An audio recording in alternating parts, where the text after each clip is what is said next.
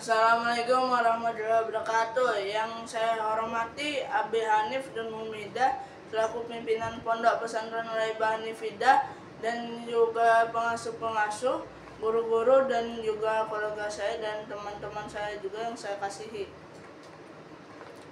Pada hari ini saya akan mempresentasikan tentang kisah Nabi Yunus alaihi wasallam dan kisah Nabi Ayub alaihi wasallam. Yang pertama, kisah Nabi Yunus alaihi wasallam. Mengenal Nabi Yunus alaihi wasallam. Nabi Yunus alaihi wasallam ini diutus oleh Allah ini untuk apa? Untuk mengajar, bukan mengajar, menyebar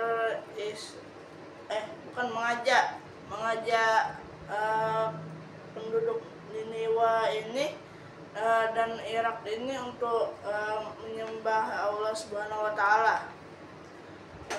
Tapi bukannya mendapat berita bagus, tapi malah mendapat berita yang tidak bagus. Seperti penentangan dari kaum Niniwa dan Irak.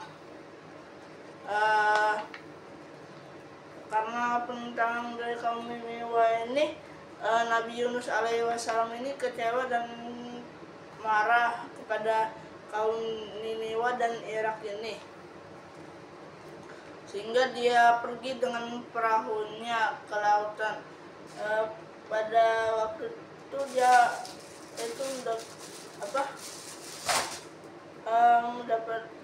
mendapat takdir yang harus dihadapinya. Dia itu seketika ditelan oleh ikan yang sangat besar. Dalam perut ikan itu yang sangat besar itu dia lalu terus menerus berdoa. Contoh yang kita bisa ikuti dari Nabi Yunus alaihi wasallam ini adalah dari kesanggupan beliau, bacaan tahlil dan tasbihnya, dan sifat amanah dari Nabi Yunus alaihi wasallam. Yang terakhir, kisah Nabi Ayub alaihi wasallam. Nabi Ayub alaihi wasallam ini adalah orang yang sabar dan dermawan dan juga kaya. Dari kekayaan Nabi Ayub alaihi wasallam ini muncullah kedengkian dari iblis. Jadi kaum setempat itu suka kepada Nabi Ayub alaihi wasallam ini karena dermawan, tapi sedangkan iblis itu tidak menyukainya karena dia itu benci kepada Nabi Ayub alaihi wasallam karena tidak ada yang membencinya.